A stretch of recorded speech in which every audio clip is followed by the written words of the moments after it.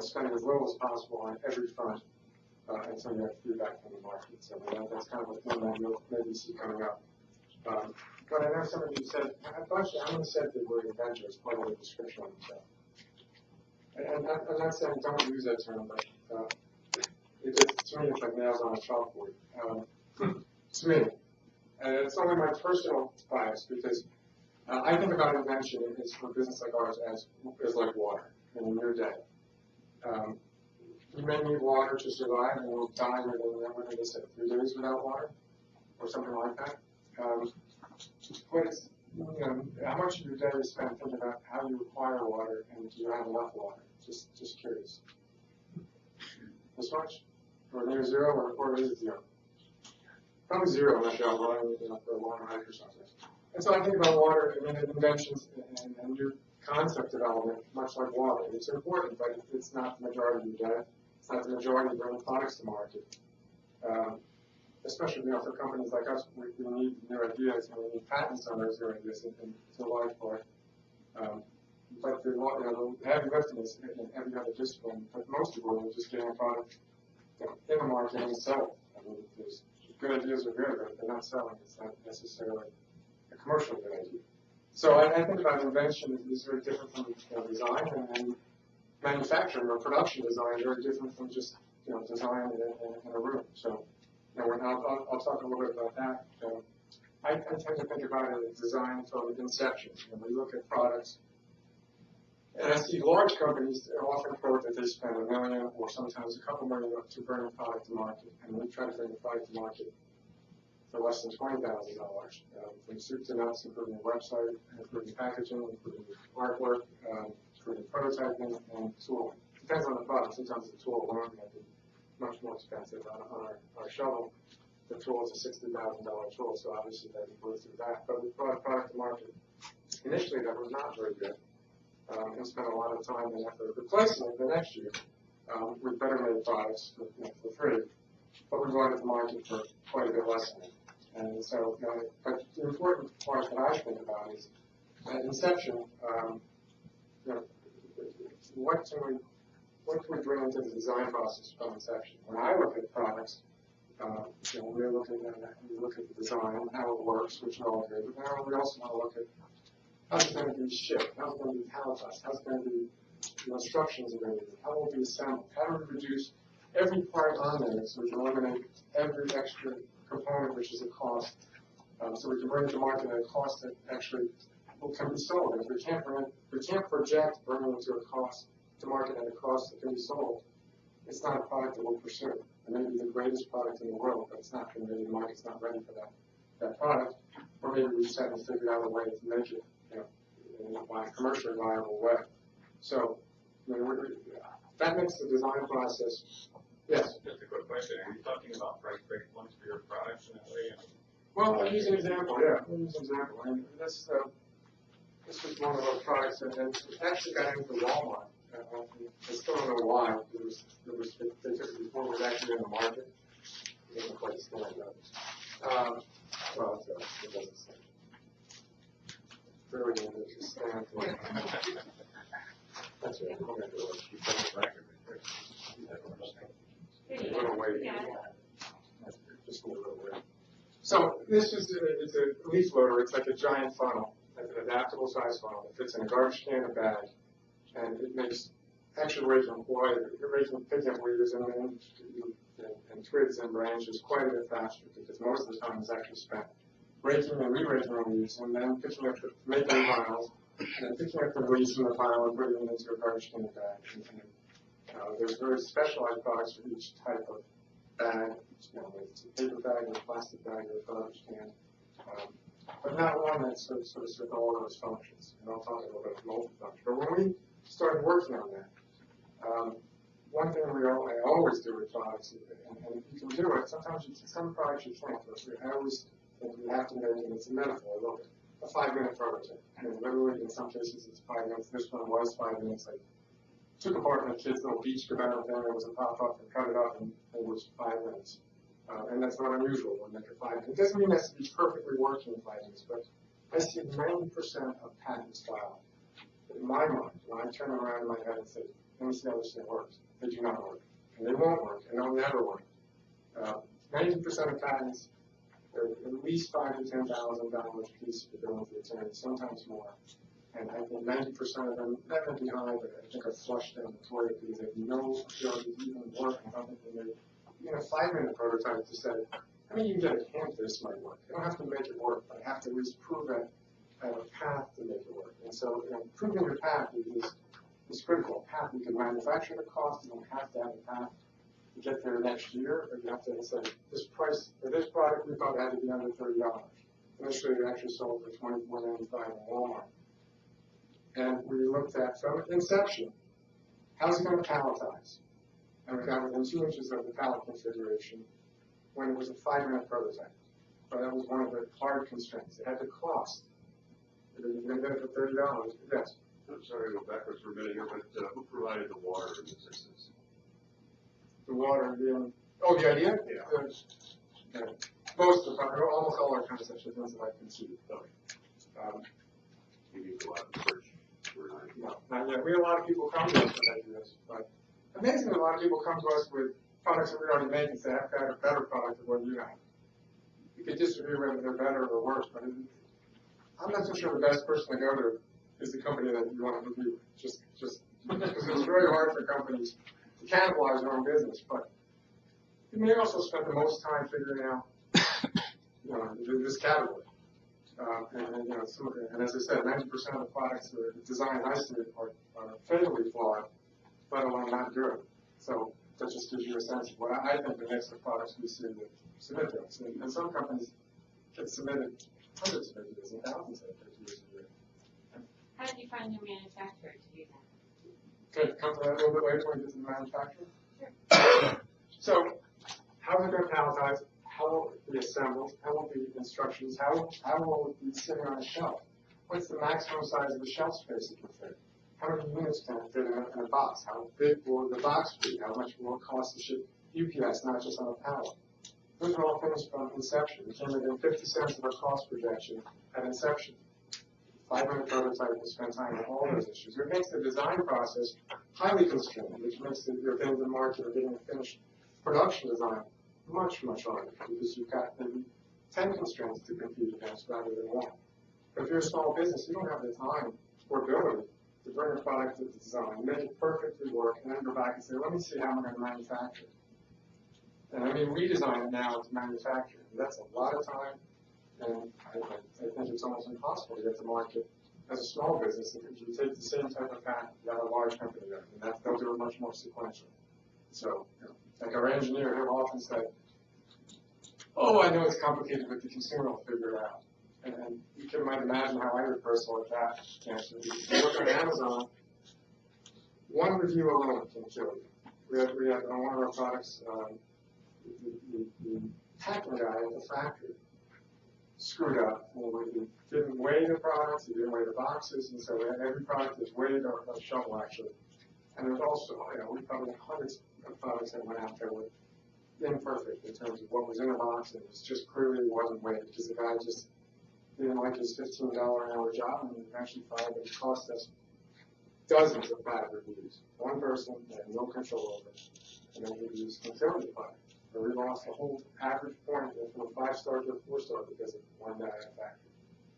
He was hired by someone, and I never met him, never saw him, but How many employees did you have? about 4 count minutes, so I said,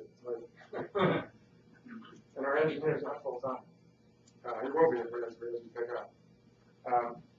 So we look at all those things, so I think about it as inception. It makes design much harder. It makes you solving, I think about it like a Rubik's Cube, trying to solve the design, and sometimes you can't. And sometimes it's easier to solve design problems. But Mark, could you point the microphone? oh, sorry. Otherwise it fades. The other thing, how many people have one idea only? I mean, there's nothing wrong with one idea. I'm just saying that as it makes it a little harder to triage and be dispassionate. So just be cautious about being dispassionate. But at the end of the day, as you develop more ideas, or if you don't develop more ideas, soliciting feedback some people you don't know, and we always can do more, and there's some ways today you can do that. But triaging, that 5-minute prototype to me is probably one of the first things that I see. Clearly companies don't do enough, or individuals don't do enough, and clearly people filing patents don't do enough, and we'll talk a little bit about patents, but again, my strong suggestion is to spend less. And spend as little as possible at every stage, including patents, because they're super expensive and they're really a timeline for spending money. Yeah. Did you go for a patent or did you go straight to manufacturing?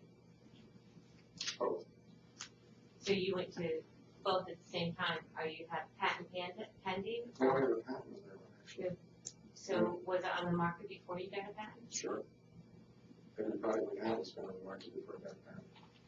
Not before it's filed. Yeah, it matters when you file it, not when you get it, essentially. I'll come to it. My view is that I think it should be almost a truism. We should delay as long as possible every single expenditure, especially patents. And I'll jump ahead. Patents to me are just the timeline for spending money.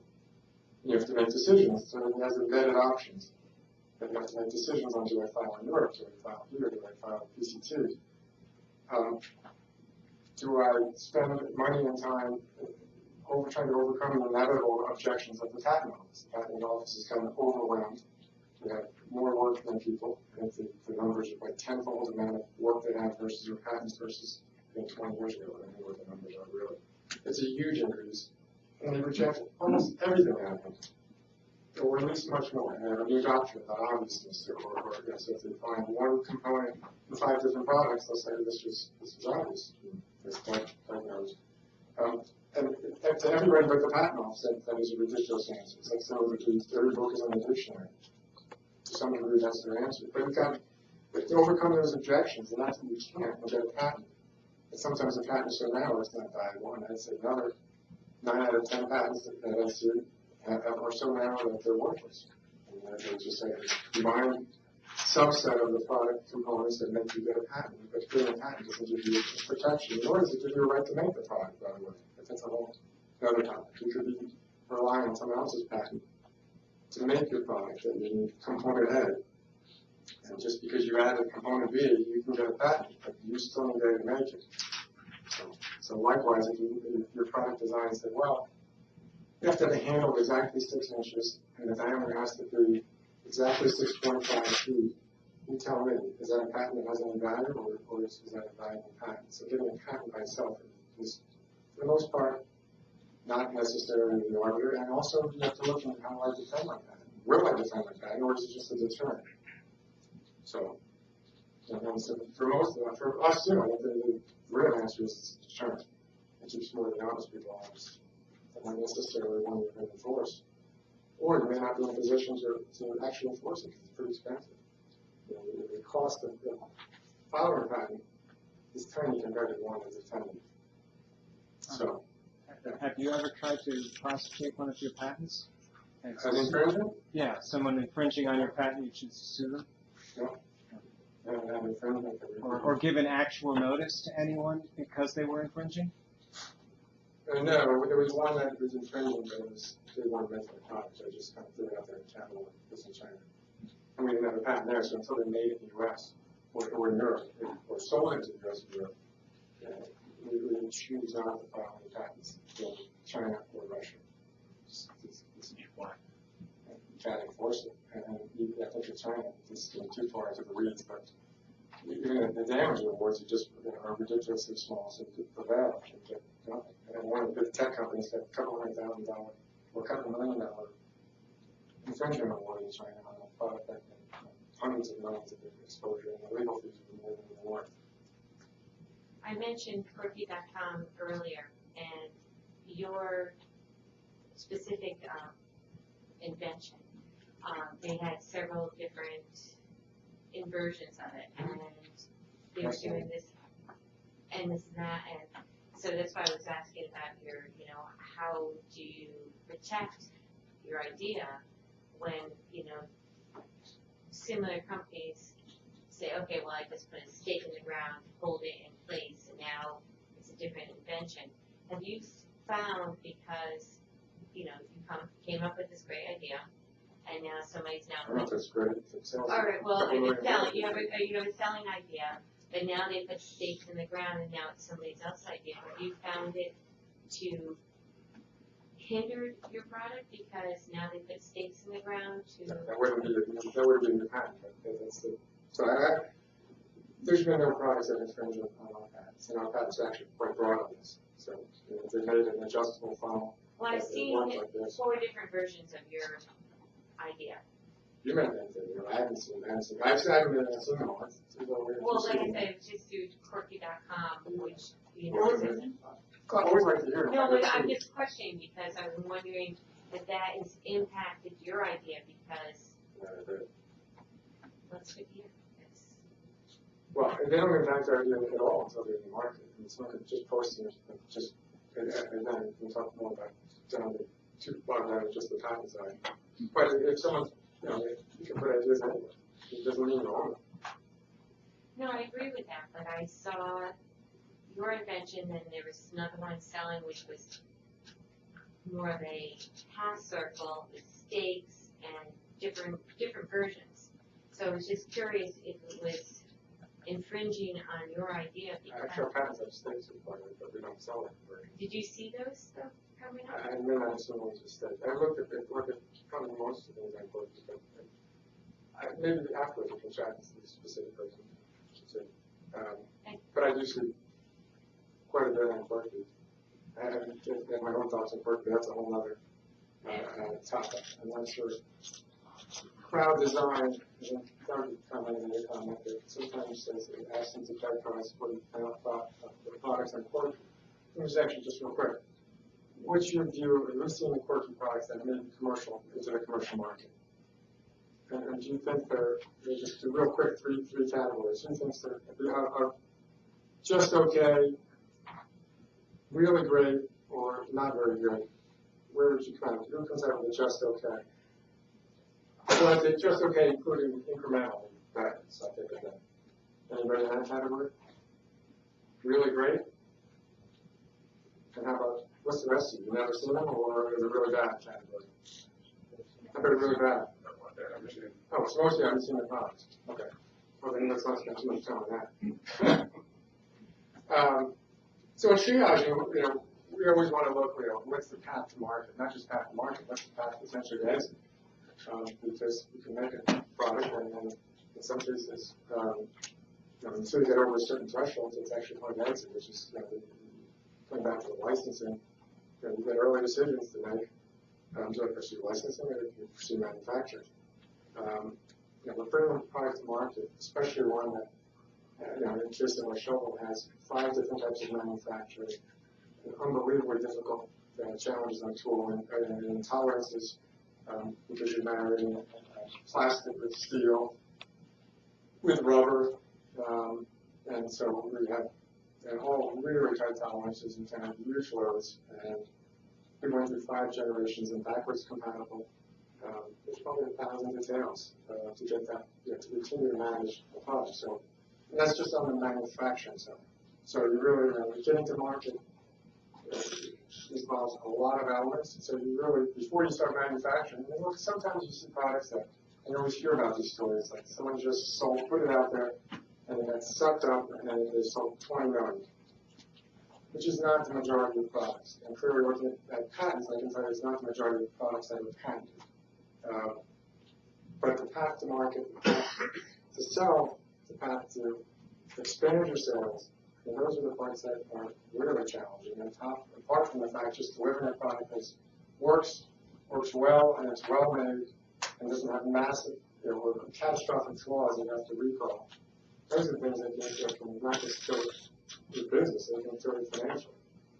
So, you know, stepping into manufacturing, I think most people don't envision, they always envision the success. The challenges are often much bigger than you think unless you're a quick learner and you have, you know, the willingness to the timing of the sourcing. This is a seasonal product. We started with a snow shovel, which was the worst product to start with. It was a funny looking snow shovel, and you did 5.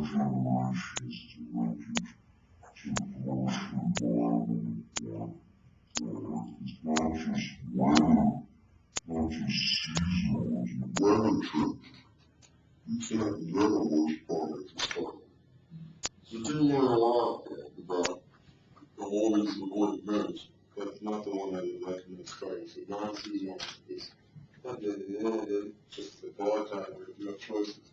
Sourcing of what? Steel, hardware kits, literature, trade show literature, rubber tires, extruded rubber tires, boxes, labels, you name it. There's a lot of sourcing, and so you know, if you're not up for that, that's Mark, how much consumer vetting do you do before you spend any money? well. This is where I think it's changing rapidly. So let me take the right for just a second, but I'm going to come to that real shortly. So anyway, so you know, that's all well above and beyond the patent process. Now, the patent process, again, is like the water. And you know, it's this much in terms of successful product. Unless you're going to go to licensing, which basically where you still may need to build a prototype, you still may need to build a 5-minute prototype. I always encourage people to get feedback, whether it's market, product works, but first, don't spend any time filing any paperwork and spending any money on attorneys. And so if you think you can prove to yourself, not that it works perfectly, but you can see, envision a path that you've tested, whether it's software or hardware, test someone with microcosm, say, look, I think this actually proves to me. 1 second. Mark, maybe you're going there anyway, but wondering about profits and cash flow and how that differs. Like channels. You mentioned that you have this Walmart, which some people have told me it's great to be a Walmart, but you have to do so much, it's very hard to make money. Well, yeah, unless it's a 1-year program, that's not so great to be in Walmart. Your sales go 850,000 and down to zero, you know, that part of your sales in 1 year. Yeah, so both, I'm curious about the cash flow Yeah. and profits, and maybe you're going to get there. No, I wasn't going to spend much time. I mean, that's the whole thing. Matt is asking, you know, really about the whole financial side of it. So within the manufacturing, you've got accounting statements, tax statements, you know, complex ones. You've got receivables and payables, and delving into manufacturing is whatever you envision is always more. I mean, I think that's true with any business. It's always easier to see the top of the waves and not to see how crowded it is underneath. You also have chargebacks. Oh yeah, 27,000 of them from Walmart chargebacks. This is from 99% of them. We think never put the box out because they had exactly rounded numbers on chargebacks. 15 units per store that had chargebacks. There's 15 units in each box. Each box is 25 by 25 by 15, so palletized as well. We had 0 charges on overhang or any violation of shipment. 0 with Walmart. That's a profit center at Walmart.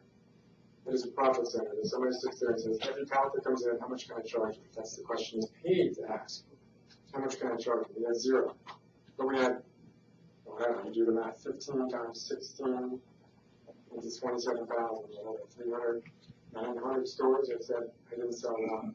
No, they said, I'm sorry, they said 15 out of 15 were damaged on our damage rate, and every other vendor is less than 1%.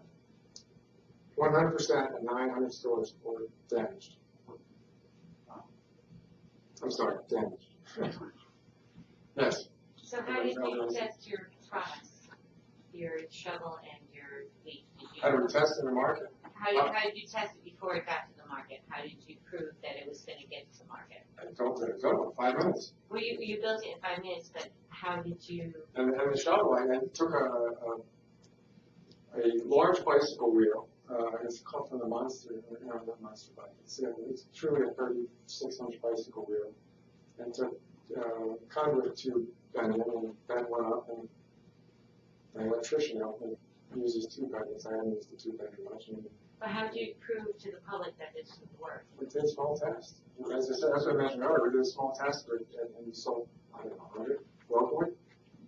And it still hasn't proved where it's so well enough to make enough money out. So I can't even say that product will the ultimate success is when you spin it off and monetize it. Because that's our model. It's to develop products, launch them, and spin them off. So until we do, we had an offer on it, and it was actually, it was probably one we should take. I know it's one we should take. In my advisory group, I'll say, look, it's a flagship product, don't take it, but if it was a mistake, you should take it. Yes? By spin off, you mean sell? License it, or I mean, also maybe you sell the product or license it to someone out there. So, fully monetizing it, exit it, so we can develop other products. So that's why, that's the biggest reason why I think it was a mistake not to sell it, not because it was a great price, because we could have spent time on other products rather than manufacturing and sourcing. They approach you. Yeah. Typically, when you license a product to a company, they manufacture and pick up all the burden. That's my understanding. Do they typically pay you lump sum and you're out of it, or can you get a royalty as well? Well, I can tell you better. I don't think it's. Well, I'd say licensing by definition is not a lump sum you're out of it. So, and then I think the market has moved. You know, sometimes there's large money in front, but often it's not. I think. I mean, more than you're betting on the product's success, but you know, you can talk about Bob Orris is here afterwards. He's going to catch up with him. I think it varies quite a bit. I think it depends on what stage of product. You know, if the products in the market, you know, again, you get into this tough stuff range where if you're not at a couple $1 million in sales, then you know, you're in the market, but not necessarily big enough where you find a lot of buyers. But if you're at inception, sometimes it's a little bit easier to license. You know, if you have a product that's ready to manufacture. But a lot of companies, you know, they cut down their R&D budget, but at the same time, you know, they look at what they have to invest to bring product to market. You know, it may not be what we'd invest, but it doesn't matter. You know, they look at it as millions. One second, you put this one. I'm sure you've been approached by direct response television companies with some of the kind of gadget products that you have. I know that I've been approached by a few, and it seems sales. Yeah, I think the market's changed a lot on that. Is that what you're just asking, Joe? Yeah, I'm just wondering if you had any experience with that. Yeah. So soliciting you, and have you ever gone to direct response TV with any product? Well, we never went to, actually, originally we talked to a couple of firms on direct response on the leaflet. And that whole market is, I think two things about it. One is that the internet is you know, diluted the impact of consumer mind attention, so it's less effective. And you can see that in the products, the lower price point. And from a business model, largely except for an outlier that did tremendously well, the DR part doesn't make money. Rolling into stores makes money. So by definition, that means you can't sell seasonal products because there's no rolling into it because the season ends and then you're jacked and your DR investment is gone. So there was a seasonal product that's you know, and the market has gone to under $10. So the quality of the products is just made it really hard. So, and I look at it, so it really is just a form of licensing. You know, you want to license it to DR, and you maximize, you know, you maximize the return of that or through other channels. You know, unless it's exclusively suited for DR, something I think is really a good fit, or one or two things that might be good fits. It's still a question as to, you know, think over your lifetime, you do better on that market versus others. I mean, you know, it's a hard one, but I think that the DR market has gotten less appealing because only certain products are going to fit mass markets and the launch to DR and the price point again. Price point should constrain your design, and if you're designing for a $10 item. Some are 10, and there are exceptions, but there's, you know, you can see that some of the multiple price, you know, annuity purchases, but for the large part, it's a $10, you know, certainly which one will come back to you. Okay. Yeah, just a quick question. I know patents are not that great in terms of cost, or especially full cost items like that. But trademark seems to be something that would be perfect for most of your products. You develop a really good brand name, you get your market share, people recognize you, and also if you go licensing, you can only sell a product and you're selling your own brand name. So that seems to be a way to add value to your product. Well, I think if you're a naming product, I think we're not that great at naming products, to tell you the truth. But, and we're not necessarily the strongest marketers, but we're really good at developing products and bringing them to market efficiently and well made, and they work well, and improving them every year. There was consumer feedback online, customer reviews, and we make it easier to assemble, you know, fewer address questions. So our retailers have less questions, and so it works better. But yeah, naming, that's but if you're going to license, don't just, the truism, I think, if you're going to license, by definition, the trademark's not worth a whole lot because it's not in the market. Usually, people want to, they want to build like a customer base. Yeah, if you're in the market, yeah. A perfect a way to build value without spending a lot of money. But I think it presupposes you're talking to someone. Not necessarily, it isn't like a patent, it's very easy to come up with a good brand name. Yeah. Or, if the product takes off and you've got a good brand with it, that'll be something you can sell with the product. That's a different answer. I agree, except until you sell a lot of the product, the brand isn't worth anything. The brand, the addition to the brand is not worth. I mean, it may help you sell. The other thing is, unless you're really good at naming, coming up with names and developing brands and images, it's expensive. So you can see why our name aren't necessarily. The new tools actually did pay someone to develop the name. There was someone who worked with a long time. It's just small. Parents crap. did well on that. What's that? Parents, your ancestors. Yeah. So it's just a play on the word influence. But I mean, it happened to also be, spelling my last name a little bit. But that was not the driver. It wasn't at all trying to insert me in the process. It just that was like an extra barnacle. Oh, by the way, product development, the other thing that I didn't mention is it's maybe a trite saying, but when we triage products to look at, we don't look at anything where it's a slight improvement to other people, or even a medium improvement to other people's products, which I think a lot of the quirky products are. And the way I describe it is we'll never build boats to sell blinders. We're not going to be in the auto industry to sell better door handles, and to make an extreme example. So, we're only going to work on something. So when we triage from the beginning, it might be a great idea, but if it's not mostly new, the question is, how do you get into a distribution channel? We're a product, and a couple people are going to the general topic that we talked about. It's an oil dispenser / sprayer, but it's a significant improvement. But still, you have to displace Lifetime Brands misstep sprayer. So unless you're going to sell that to someone who has the same distribution channels and can displace them, you can displace them with a better, much improved product is hard. Displacing an existing supply chain with a small improvement or modest improvement is impossible, especially as a new company. Ames 2 temper cells, we're at a multi-function garden cart coming out, and it's got one moving part, and the function is quite diverse. I can't wait to why, but you'll see in the market probably on crowdfunding here. But Ames 2 temper sells probably 30, 35, maybe 40% of that market, not because they make anything better, but because they sell other products, and it's easy for the distributors and the buying groups to buy Ames 2 temper versus someone else's. So, and with that uphill or headwind, we clearly are not going to sell anything that's a slight improvement to someone else's product. If this was in the market, like come out with one with spikes that was permitted, no way in hell. It wouldn't be. So, it's equivalent of you put up an ice cream store when we already have one in town, which I see in our town all the time. And it amazes me that people fly into that, those teas. You're going to compete against someone else head on with an idea that requires, to build customers from scratch. Really hard, especially in retail, if you want to manufacture it yourself. So licensing avoids a lot of that. But licensing is you may not get the market. Unless you're going to build a polished prototype, which can be very expensive, it makes it, you may or may not be able to license it. Sometimes you need a polished prototype to sell it. It surely never hurts. And going in where it looks like it's something you made in the garage, it's probably going to be challenging. Would you say yes, John? Unless it's really just it's clearly it's such a great idea that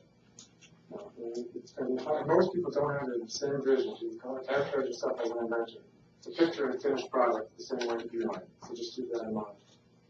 What I find, Mark, is most inventors license because they have other ideas they want to pursue. They don't want to get bogged down in what they have. Yeah. The other side of that is that, at least for me, staying active in the market a lot, and I developing ideas and how we develop them is largely reflective of our experience in the market. So, and I think we're better at it, and it's much harder, to factor all that in. But I look at them all together. But I recognize that that's a lot of investment to get better at development, to build a business to develop better. Yeah. You may have just answered this kind of, but do you prefer having a product on the market over licensing one, like manufacturing it all yourself? It seems like you say you license a lot of stuff. We don't license anything from other companies. We license our products, but not license. I mean license to companies, like any of your products. If you license them out to people, do you do that, or do you only We're working on it, yeah. We try to only manufacture right now things in the lawn and garden hardware.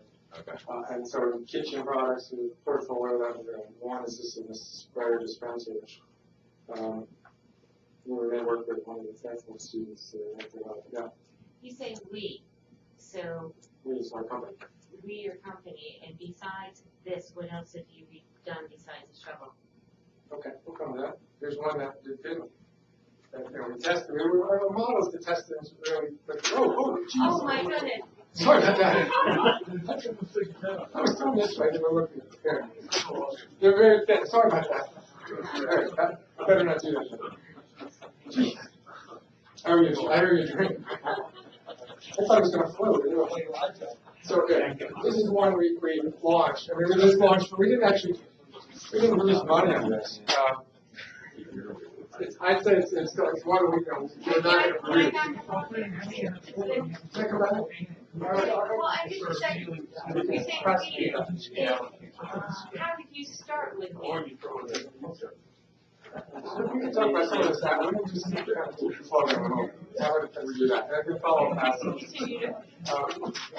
This is a product that we launched for under $15,000. So that's the market. It's who knows what it is. I mean, yeah. It's a second, like a second rib on this, the second skin on the fish. Do you manufacture domestically or overseas? Both. In the US, for example. This was made in the US. But this is a product that it's very cheap. The patent, there was a couple of patents out there, but none of them were particularly, well, they weren't on point. And we ultimately dropped the patent just because we didn't think it was commercially viable enough to continue to invest. Which brings you to the point I made about the timeline and delaying patents. The more you accelerate the patent, if you jump in first with the patent, you start that meter running. You're not necessarily going to get market feedback before you say, now we've got an objection on all our claims. Do I invest the $5,000 extra to fight, or maybe $10,000, maybe $20,000 to keep fighting? Or do I drop it? So, to the extent that you want to disclose your idea and you have an NDA, then you can prevent querying the patent. Yeah. Just a quick comment, they do have a third track now at the patent office where you can delay your prosecution for 3 years after filing. So if you get into a situation where you don't want to spend that much, it's go out before you get out. You could postpone it until a patent pending from the patent city. Is that a patent or a provisional patent? No, this is a regular patent. Utility. They have a fast track, a middle track, and a slow track. So you can pick when you're going in there which way you want to go. It doesn't cost anything to go on the slow track if you think it's going to be a long development. So we launched the paint guard, and to Bob's question, we haven't had any real market feedback. We tend to, there's sort of two paths, and there's a third path now. I think there's opportunity, and a lot of opportunity to look at market feedback more cheaply. In fact, I say not just more cheaply, I say negative cost through some of the crowd funding. But this one, at 15,000, we sold all our inventory. It took several years. We probably didn't lose money, but certainly as an opportunity cost, we certainly didn't. But at the same time, we could have kept selling this. And we do have a little bit of inventory that we could sell, so we're not technically not selling. But you also have to be careful about, if you want a portfolio of 6 underperforming products and managing the supply chain for that, you've got to be really brutal about the product and trust the market feedback. So we can launch products. Sorry. Plastic red bag, was that job better? What's that? A plastic red bag that you blow up, was that paint sealer better? Does it feel better? Yeah. I would say, that's in our patent. The paint is trying to clean it off. Well, what you're really asking is to displace air instead of cover the seal the paint. And that was where we started actually on that. And the biggest problem is it's sort of performance, it's kind of messy. So you're leaving air in there. Yeah, but you're sealing the paint from the air on the inside. That's all you do is squeeze it off and you not a drop of paint. Yeah, I don't want to be the one having to deal with that little wet, solid flag. And that's not. Take the bag. Yeah, no, I would say that's what we started with the inflatable bag. And we opted to make something of those. One is no assembly or installation, just drop it in, and it's simple installation. But two, you can then use it for other functions. It's a palette that you touch up and so forth. But there is this issue when you take the bag out. It's got to be cheap, and this was made for 6 cents, and we still can't sell it. The question, to me, the question is whether you can make it work. The question is, can you make it work in a form that you can sell on the market and make money? And consumers don't want to spend 50 cents a part. And so, the more you make your product, the more it's expensive. We found that not enough sell-through. Remember, you can't just make a product that has to sell. You have to sell and kick somebody else off the shelf in the same space. So, and this is especially true like in stores like Costco, which we sold some of the products to DJs. Costco has 4,000 SKUs, and I'll get to that in a second. There's no, and the products you see today are not going to be there tomorrow necessarily, because every day, who am I taking off the shelf because there's unlimited shelf space? Except online, Amazon is just unlimited shelf space for their stores. And finding it on Amazon is the profile where these deals. Yeah, the question answer. This question. You said about moving somebody off the shelf, so that brings me to a question I have related to licensing and manufacturing. Would you envision somebody would take a deal where they would be able to manufacture your product for themselves, but also have to manufacture it for you, such that you sell on market and compete with it? Yeah, it's probably, yeah, we've looked at that. That's the kind of rare bird that can happen, because if they want your product and you think they're a good fit, they probably have distribution. Right. You gotta wonder why you're gonna do better than I just look at, When I see things in the market, I have to assume that they're in the market for a reason, or if they drop out of the market, they drop out of the market for a reason. But if I'm licensing to someone and I think they're a good candidate, the question I should ask, can I do it better than them? Not necessarily do I want to do it, can I do it better? And I don't think there's a real good reason I can do it better. Why take all that time and effort to build distribution? But most times I think that the licensee is just not going to want you competing against them. Unless you cordon off the market, online, there's a lot of ways to cut up the market, but still the question is, are you going to be better at it than them? So we're looking at, we're actually having discussions on licensing our wheel technology from this shelf, which is it reduces rubber by probably as much as 50%, which is especially important than non-pneumatic tires, the airless tire. And every tire, just to give you an understanding, every tire since the dawn of time, once we have pneumatic tires, the tire fits in a channel. And there's a reason it fits in a channel, it's because air pressure you need to contain it. Yet when we went to airless tires, which are solid for the most part, which foam is air in there, but they still use a channel. Ours doesn't. Ours uses a spine. It's got a barb at the end and the outside of the wheel rim.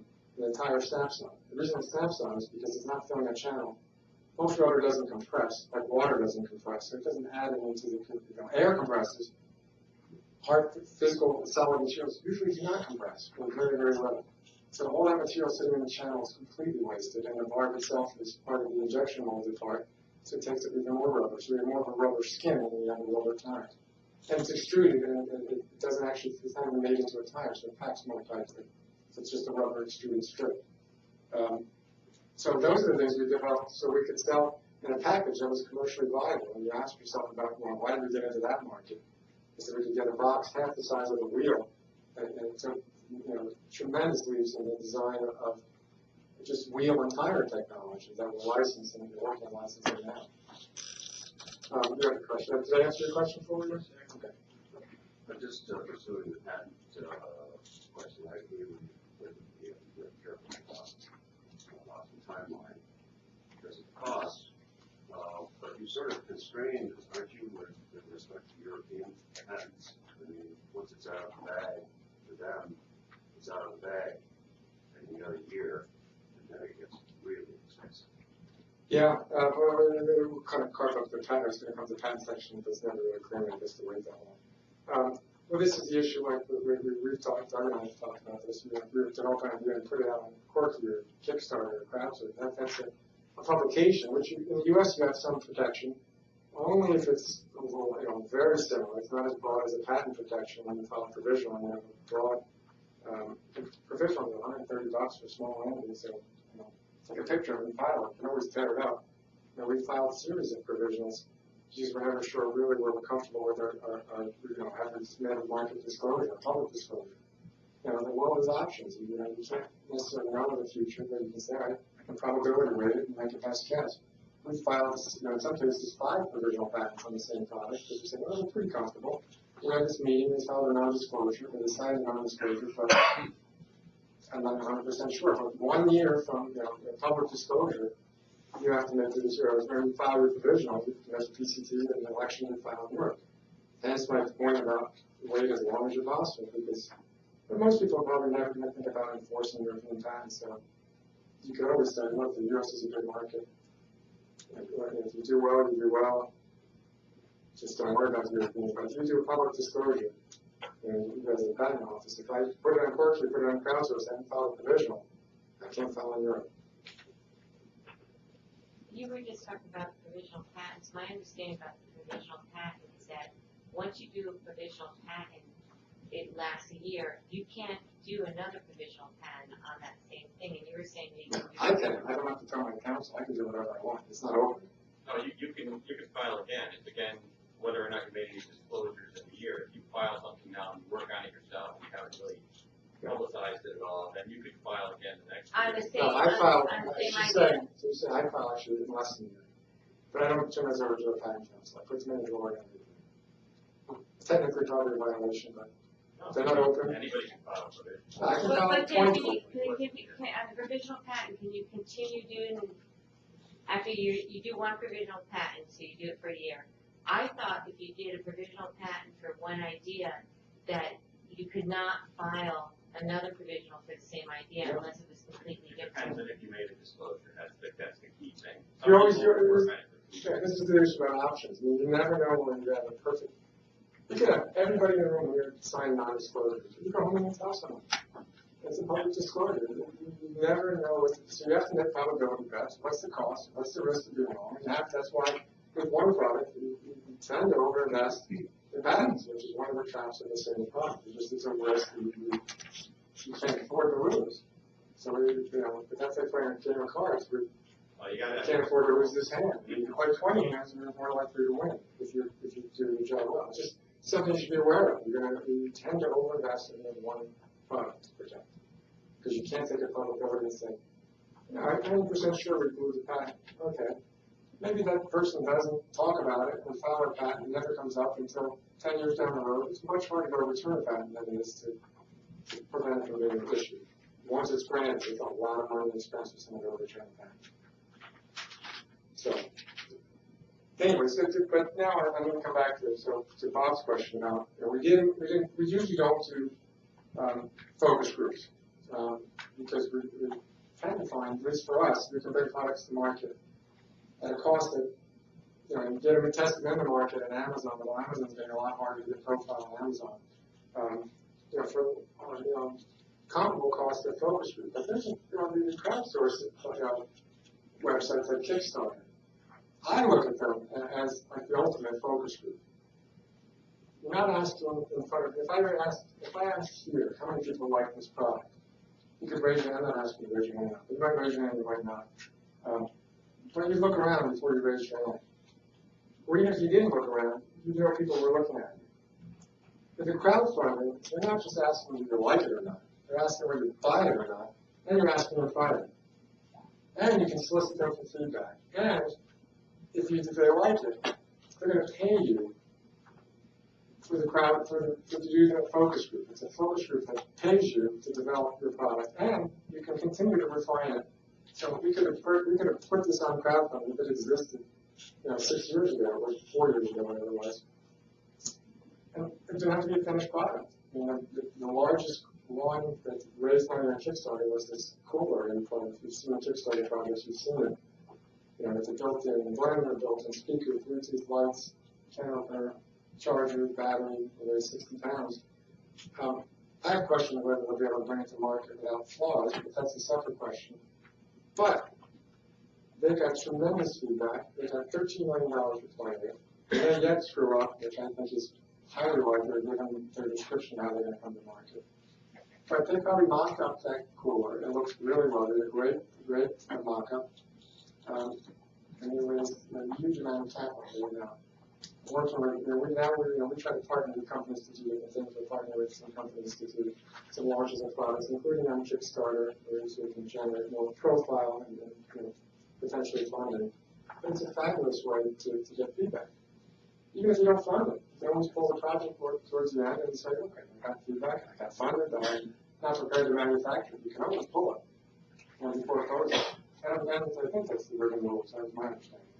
Yeah, if you're on Kickstarter and you're afraid you're not going to be able to deliver, you can pull the project, return the money, and then tell your backers that you made $13 million and you only wanted to make $130,000, and you don't know how to handle it.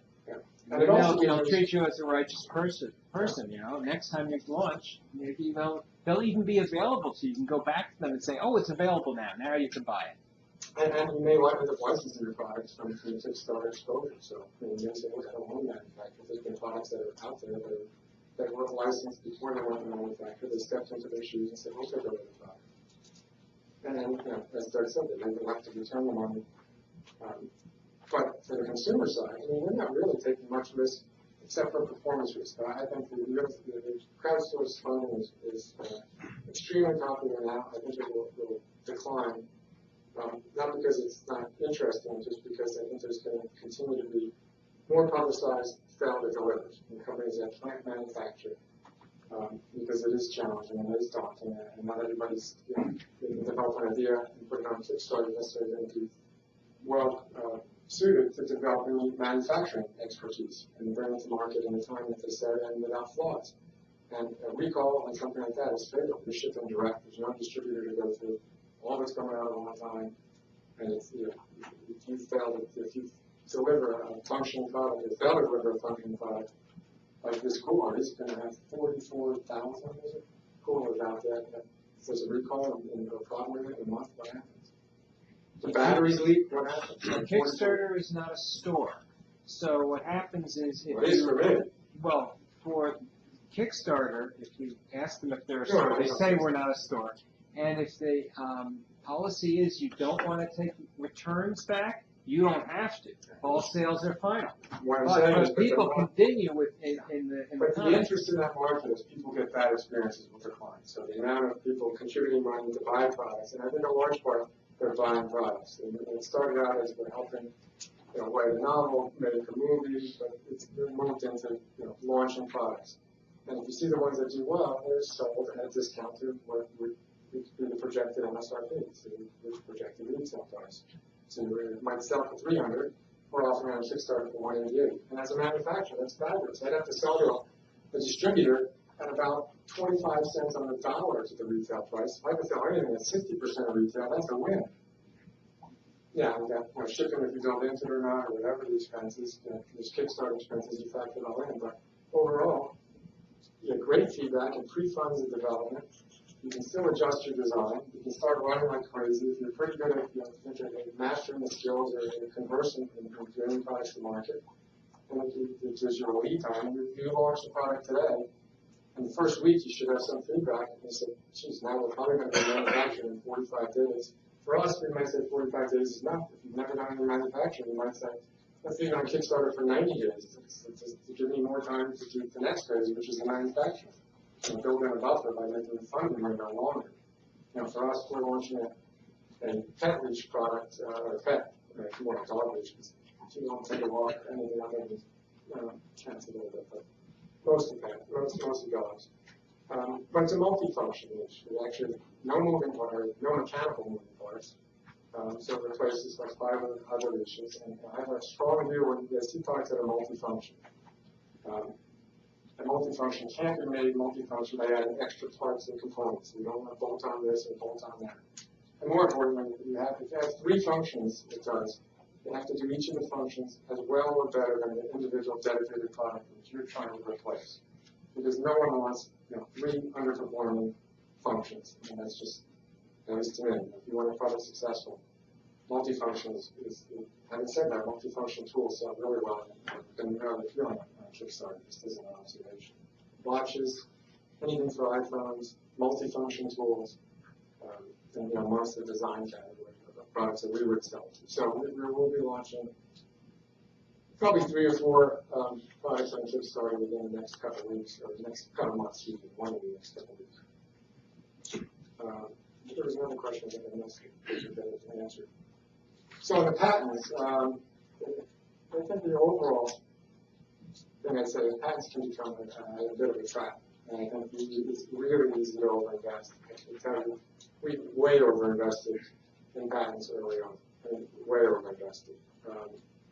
We invested in patents on early stage designs, which were later replaced and became movie. And worse, they became prior art for us to compete against.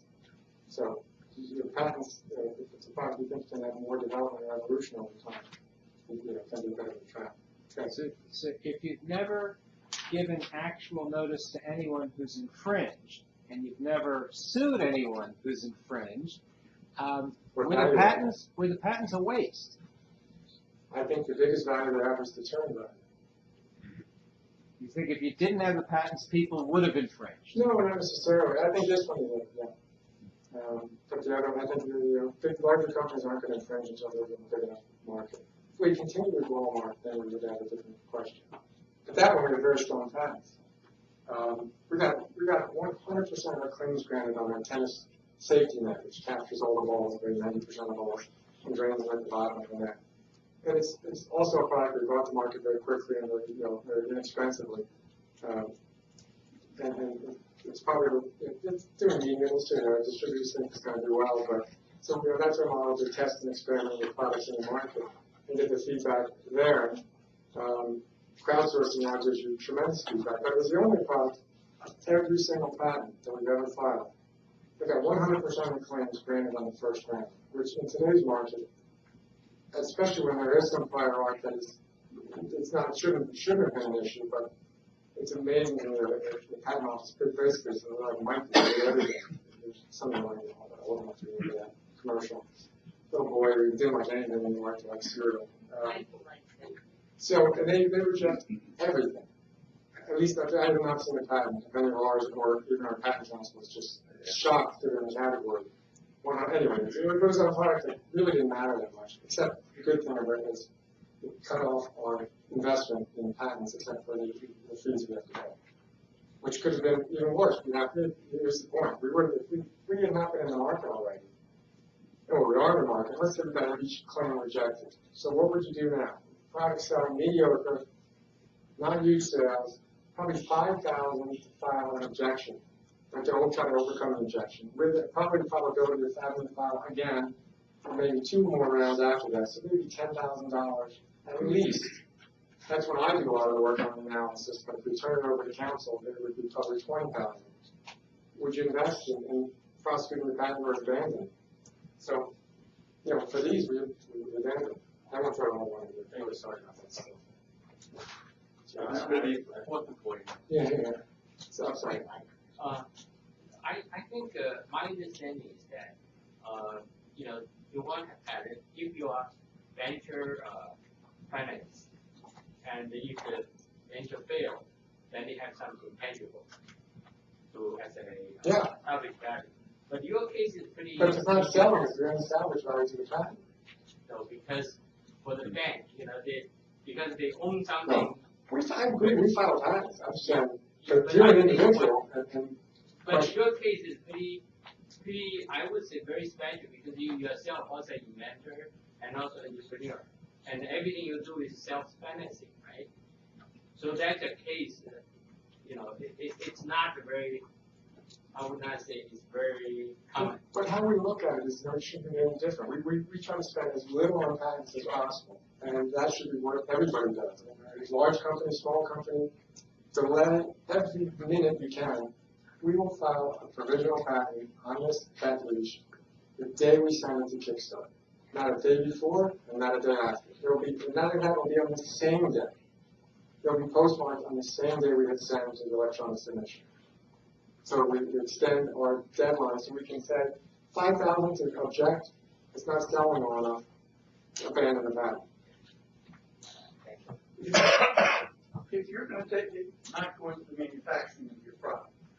Let's say you bring it all to the prototype stage. Mhm. Would you patent it before you go to the big guy?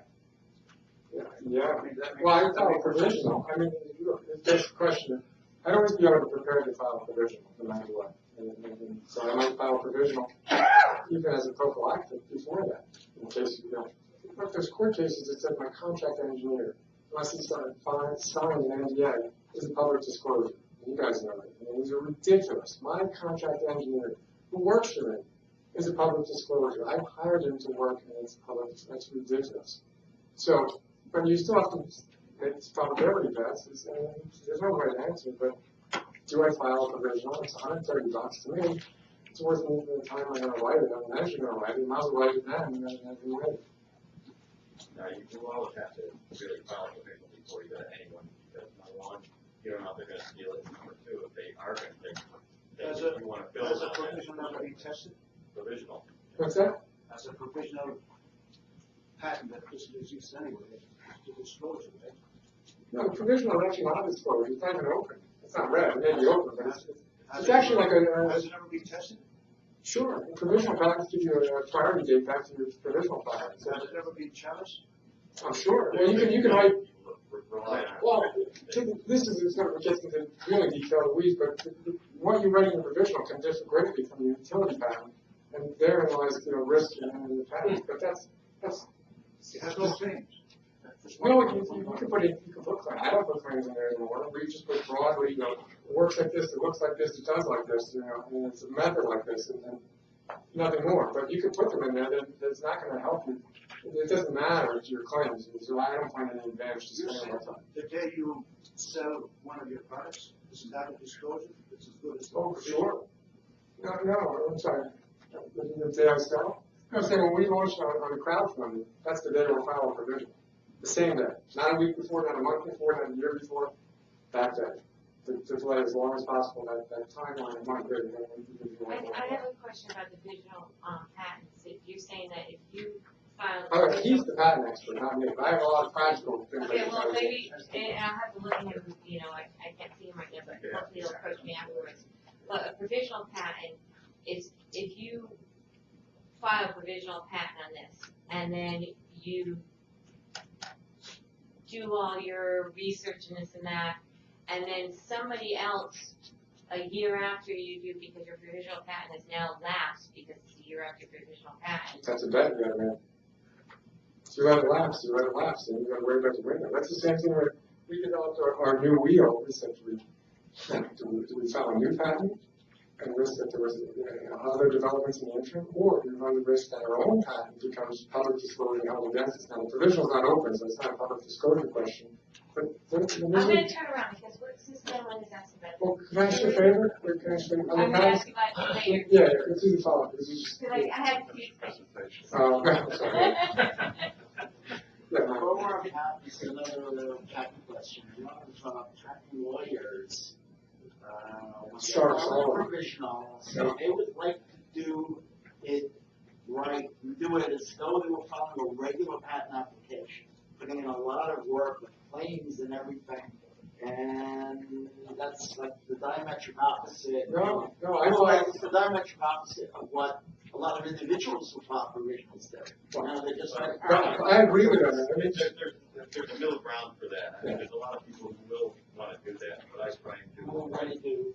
I don't want to have a full application written, but then it's a ridiculous thing to do it for this moment. I read a provisional. I just usually put a page or two that has patent terms, things related to the invention, things that I may have to rely on when you actually file later. Because if I've got to work off your provisional that you filed that I can see, it's kind of hard later to say, well, I have support for this. What's the argument for doing it like a full patent application? For the same reason, you have support for everything that you got later on. Because as we're talking, the quality of provisional lies in the information you have there. If you don't have the same disclosure or the same terms or certain parts of it aren't in that provisional, you don't get that provisional date for those pieces.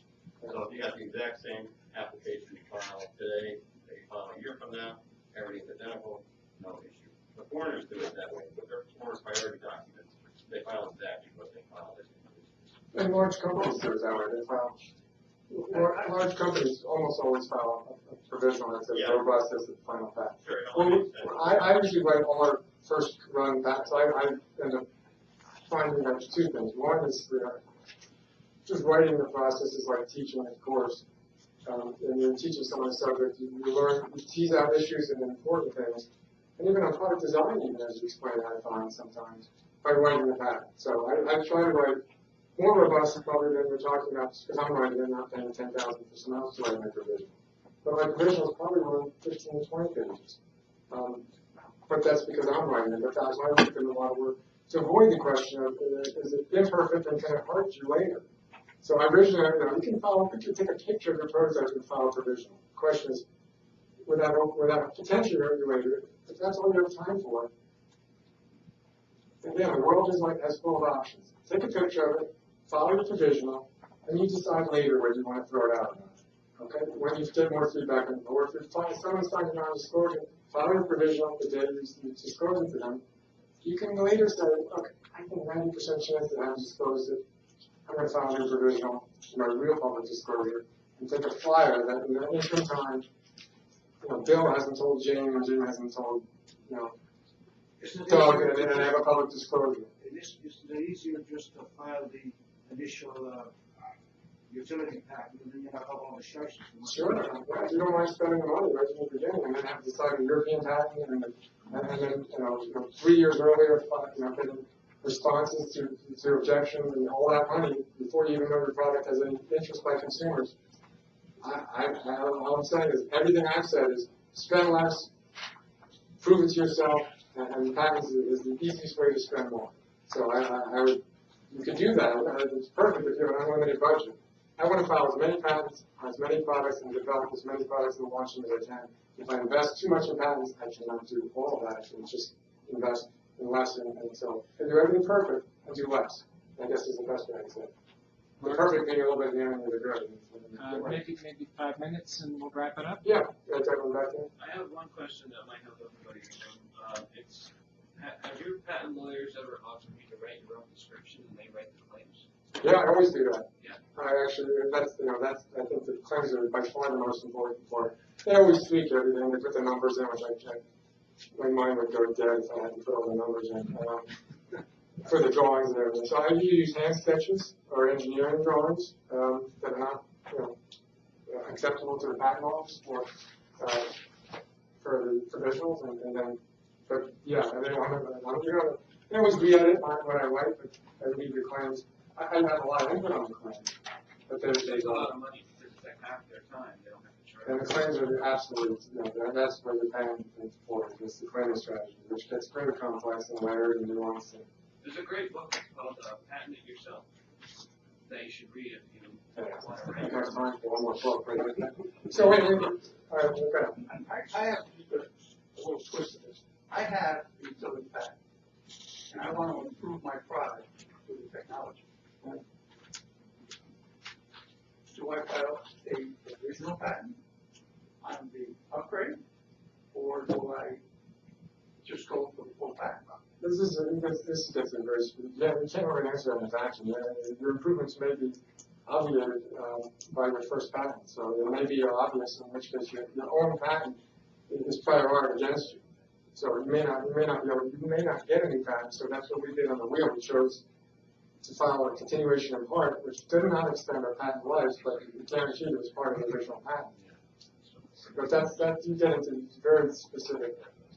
I have a question in terms of marketing. We use Amazon. Okay, which critical question? Just a quick one. The patent office used to have a disclosure program. You would prepare a disclosure document, which I think is pretty much what you get with the provisional patent. It seems like the provisional patent is really a very good term. Isn't it better stated as a disclosure document that sets a priority date and don't need to, for example, follow all the format or the content requirements for a patent? It's fine description. To me, it's a fine description, except that you do get to say patent pending, so I think that's why they call it provisional patent. I mean, you get to say no. Patent pending means you actually file for a patent. No, provisional patent. Yes, it does. That's why it's called a provisional patent. You can say patent pending. It's not the legal term. Exactly. Yeah. Yes, But you you can't use the word paving until you have a second action on the utility. No, that's not the, I understand, but you can talk to them. How does that thing work? So, speaking of profiling, this is the product we did zero marketing, we launched it, we actually brought it to market. And what we often do is get probably 1 or 2 rounds of prototyping and went through tooling for manufacturing. Again, a probability bet everyone, the cost of prototyping, and this one made in Asia because it's steel, and it's hard to make steel parts in the US and be competitive, just because I think that there's a lot of anti-competitive pricing on steel in China. And that's likely the one that always falls on the sword to make everything in the US.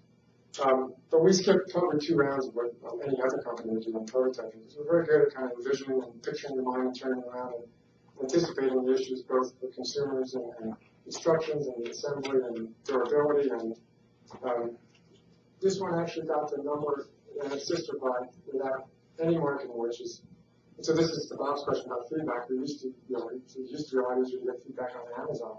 This was number 4 or number 6 in its category, and the other one was 6 or 4, whichever one this one was. Mark, you forgot to tell us what it is. And I'm asking, what do you think it is? I didn't answer. I actually didn't. I didn't tell you the category. Hang your shotgun on the back of your pickup. It's actually, this is a snowboard rack. It's a snowboard rack that fits on any crossbar. And if you're laying your snowboard down this way, and then you have a crossbar, it fits in the crossbar, you scoop under it and tighten it down. So it's a hook and basically a vise. And we have one for skis, and this new ski one which we'll introduce, I should be able to mount just on the side rail. And then we have another one that will, the bike rack. But that's a good example of a product that we haven't done anything with. We got good feedback. But it's a whole category you have to get into. You probably wouldn't have launched it in hindsight, because if you get into the rack market, you've got a distributor, Liberty Mountain, that wants to pick it up for next year. But we have a whole line of racks that are simple, quick, easy to install, nothing stays on the roof, it fits in your glove box, there's no rain profile except when you're using it. You don't have to have it stuck on your rack in one spot, and then you can't. We have one for bikes that will be 30 seconds to put the rack up and down. It's a whole category. Yeah, it's like a whole business by itself today.